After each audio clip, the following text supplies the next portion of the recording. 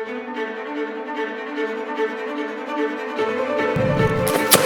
the fuck do you mean?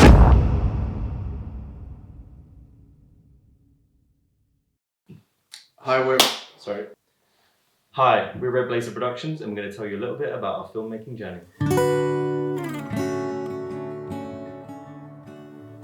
So we met on the set for Rocket Man, which was filming, I think, at Shepperton Studios, and we did 2 consecutive night shoots. We met in the costume line, and then our costumes happened to be next to each other, and we had to awkwardly get changed. And that was our first interaction. It was being half naked. Yeah, at first, I heard Will speaking next to me, and I thought he was a bit of a chav. You know, I wasn't very tough at the time. I didn't have many friends, so I just thought, well, I can't be selective now. You know, if I have to be friends with a chav, then.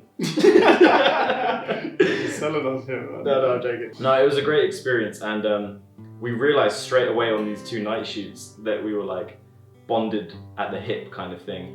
And I remember there was other people on set, and they were like, "Oh, how long have you guys known each other?" We were like, "Oh, we met today." We just had that chemistry, that bond straight away, and it was quite special. Yeah, and I started acting or trying to act, and I knew I wanted to write my own characters. Sitting there in your sexy uniform, thinking you're all high and mighty with your badge and your gun. Hugo really wanted to make a film.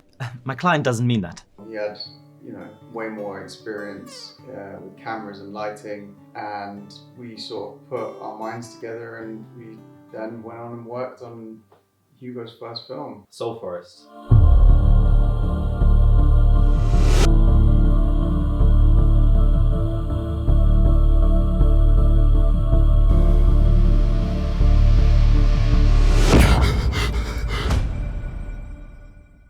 So the budget was only 5k. I think I put in $2,000 of my own money, which at 18 was a lot of money. And then I think the $3,000 I basically raised through Indiegogo, and yeah, that was that really. That's all you need to make a short film. $5,000. We filmed in 3 locations. Wow. Well, I did it way less. Yeah, it kind of all started with this idea of these 4 people waking up in a forest and not knowing what happened to them. I remember telling Will about this idea, and I'd already kind of written a half script, and then we kind of ran some ideas off of each other and just tried to really figure it out and flesh it out. But there was a lot of pretending at the start, pretending to know how to direct. I never actually properly directed, I'd been a cameraman or a DOP on different sets and commercials and whatever, but I never really directed properly. So it was an experience. I remember the first day we were in this huge warehouse that we managed to get. We had crew that were very experienced, way more experienced than us. And I remember just completely pretending, knowing what I was talking about. Will said that I sold it quite well, but to me, who knew nothing. Yeah, he knew nothing, so it was not much of a comparison. But yeah, I remember just listening a lot to the crew and how they were talking and trying to implement it as I was going along. Just trying to bounce off the terminology right there and then kind of thing. But it was a massive learning curve, and then I think, was it a few weeks later we did that second shot? Anyway, let's just say it was a few weeks later. This was back in 2018, by the way. We went into the forest, I think it was January, and it was freezing, really, really, really cold. And we had this generator that was 100, 200 kilos. I don't even know how heavy it was, but we convinced ourselves that we needed a generator in this forest to power all of the lights. And we had this little gazebo thing.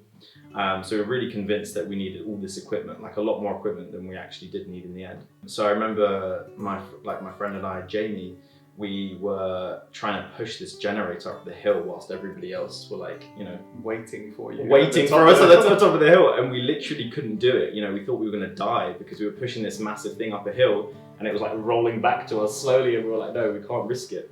So we had to take it back, and then we got to the destination probably 3 hours later than we were supposed to get there.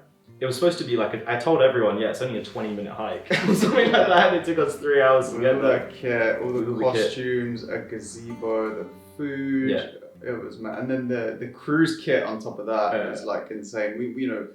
We'd done a location scout a few months before, and we'd found this perfect spot where we were going to shoot this film, and we made a little teaser, just me and Hugo, and that was the first thing we ever actually shot together. And to us it seemed so doable, because we went there with a little camera, just us 2, and we're like, oh, it's a nice easy hike, isn't it? It's not too bad. But then you throw in 100 kilos of a generator, and then all these bags and, you know, like pelly cases of camera equipment, gazebo, and then you're like, okay, this actually isn't easy whatsoever. Yeah, and about 10 people. Yeah, exactly. So by the time we got there, everybody hated me. There was a bad atmosphere. Everyone was freezing apart from me because I went and did the trip 100 times. I was wearing so many layers. I was like, guys, it's actually pretty warm, which annoyed people even further because everyone was freezing.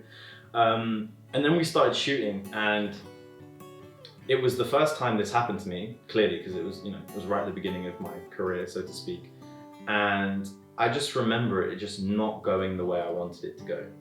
Like every shot was annoying me. Like it wasn't working, and I didn't have the experience or the communication skills I do now to realize why it wasn't working and how to problem solve it, right? So we ended up getting a whole day's worth of footage, which I ended up not using because I wasn't happy with my direction. How close are you going to get, Matt? Don't get any closer than that, watch out. Wait, you're not step on yeah, not step on that. I wasn't happy with, you know, the camera movements. It was almost like we tried too hard. And, you know, what we found later on in the film is that less is more with those kind of environments, with the kind of film I wanted to make, and with the kind of like intimate cast that we had. It was almost better to downsize, you know, have less lighting, less equipment, and we kind of like stripped back the crew and reshot everything because we were like, actually, you know, it's actually a detriment. You know, it's not working in our favor having this huge camera and having these huge setups because it's just too difficult. And not a huge budget to complement the Exactly. things that we needed to achieve. Yeah. And that's definitely important with scheduling, is understanding the size of the crew versus how much time you're leaving for each shot, each setup, lens changes.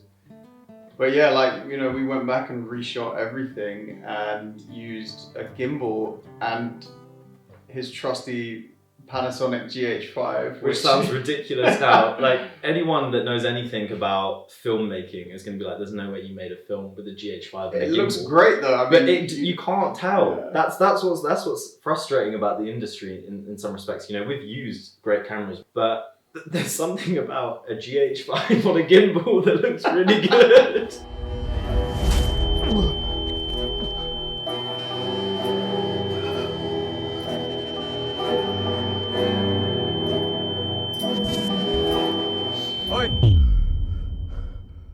It is what it is, you know? Sometimes you don't need that much to make a good for film. first-time filmmakers, it's a great little runaround camera, I'd Yeah. say. And you know, I knew nothing about cameras, and Mm. I was learning from him.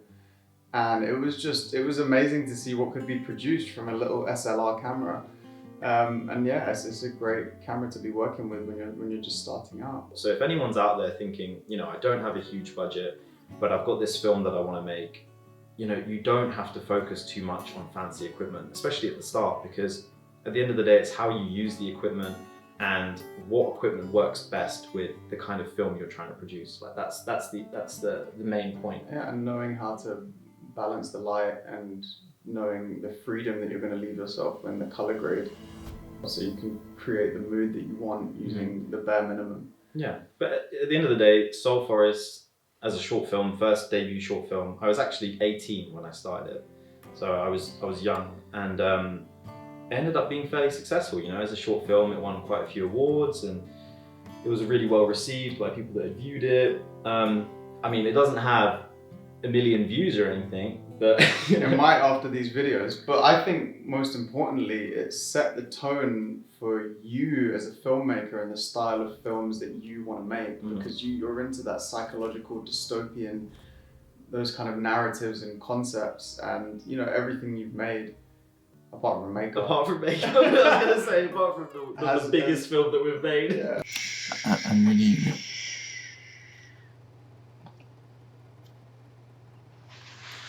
Okay. It's just nice that, you know, you've got a whole piece to show of something that is very true to you and your style. So yeah, I thought, you know, check it out. I didn't even realize it was my style until I started as well. That's the funny thing, you know, I didn't know 5 years ago, 6 years ago when I started it, that would be my style today, but it is, weirdly enough. So clearly it was very instinctual. But yeah, I mean, that's kind of our summary of Soul Forest. We'll provide some information in the description, how to watch it. I mean, we'll just attach a link probably. Yeah.